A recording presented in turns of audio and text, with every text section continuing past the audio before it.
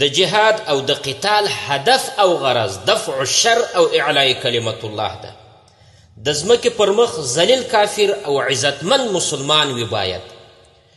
په دې هیواد کې کفر ذلیل سو. تاسو مجاهدینو ته الله تعالی فتح نصیب کړه. د الله تعالی په ځمکه مو شرعي نظام حاکمه کړو. داسې نظام چې د ټولې نړۍ په طول او عرض کې مثال نه لیدل کیږي. اوس تاسو وینئ چې د مسلمان او اسلامي نظام دښمنان کوشش کوي چې دا نظام ضعیفه کړي، مختلفې حربې کاروي، ناکاره او مکروه سازشونه کوي د دې نظام د تخریب او کمزوري کولو لپاره. د تاسو مجاهدینو له قهره تښتېدلي پس فطرت غلامان د کفر په غیږ کې ناست د افغان او مسلمان له ادرسه قسمه قسم اتهامات کوي او ساده لوحه عوامو ته تشویش پیدا کوي او په دې نظام شکمن کوي. نو ورونو د دغو د پوچو تبلیغاتو تر اثر لاندې باید رانسو.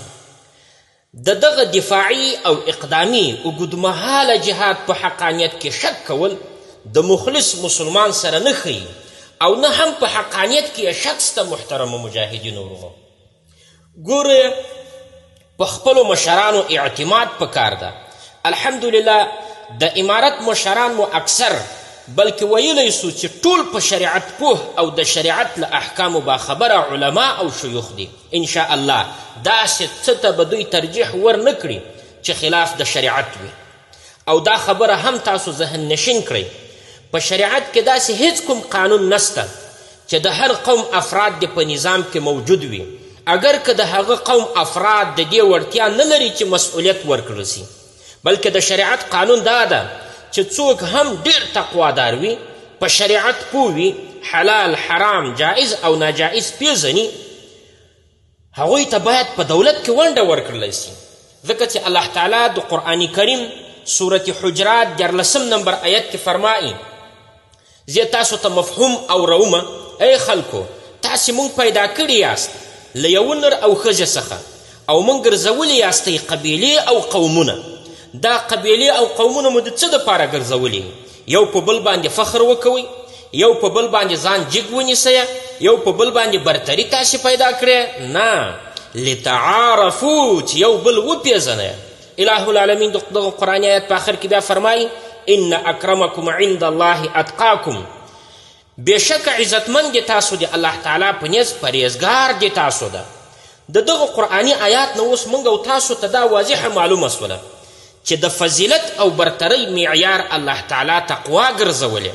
په چا کې چې د الله تعالی نه ویره موجوده وي هغه شخص الله تعالی ته معتبر ده، او په چا کې چې تقوا او په سینه کې د الله نه ویره موجوده نه وي هغه که څه هم د خلکو په منځ کې شهرت لري، خلکو ته معتبر وي، خو الله ته هیڅ ارزښت نه لري. الله ته داسې شخص معتبر نه ده او هیڅ حیثیت نه لري.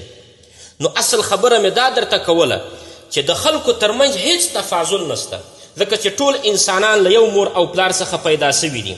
کوم تفاضل چې الله تعالی راوستی د خلکو ترمنځ دا په تقوا سره ده. نو عرض مې دا و چې تاسو مجاهدین تقوا اختیار کړئ.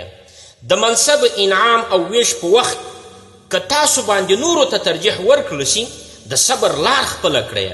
منفیګرایي به نه کوئ چې د بعضو مسؤلینو ضعف او کړنو شننه کوئ، ځکه چې په دې منفیګرایي سره اجتماعي تنظیم درهم و برهم کوئ او اجتماعي تنظیم کې خنډ کېدلو باندې سخت وعید ذکر ده. مونږ په شرعي دوره کې د کتاب الامارة والقضاء برخه د مشکات کې مو دا درته اورولی دي. حضرت عبدالله ابن عباس رضی الله عنهما فرمایي چې رسول الله صلی الله علیه وسلم وفرمایله من رأى من أميره شيئا فكرهه فليصبر فإنه ليس أحد يفارق الجماعة شبرا فيموت إلا مات ميتة جاهلية. پتاسو کې چې څوک هم د خپل حاکم د لوري داسې خبره وویني چې پر هغه ښه نه لګیږي نو صبر دې وکړي، ځکه چې څوک د دې ډلې څخه یو لویست بیل سو او په دې حال کې مړ سو د هغه مرګ به د جاهلیت مرګ وي. دا متفق علیه حدیث ده. قطب الدین خان دهلوي په مظاهر حق کې د دې حدیث په تشریح کې دا مطلب ذکر کړی ده چې کوم څوک د امام او امیر د اطاعت او فرمانبردارۍ څخه خپل ځان آزاده کړي او د مسلمانانو ډله اختیار نه کړي او د ټولو مسلمانانو د اجتماع او اتحاد په خلاف ملا وتړي، لکه د بغاوتیان یا د داعشیان یا بعضې عوام ساده لوح خالی ذهن ورونه چې د پسفطرت غلامانو د پوچو ویناو دروغو اتهاماتو تر اثر لاندې راځي او بیا په هغه حالت کې مړه شي، نو هغه د جاهلیت د زمانې د خلکو په مرګ مړ شولو ګورئ.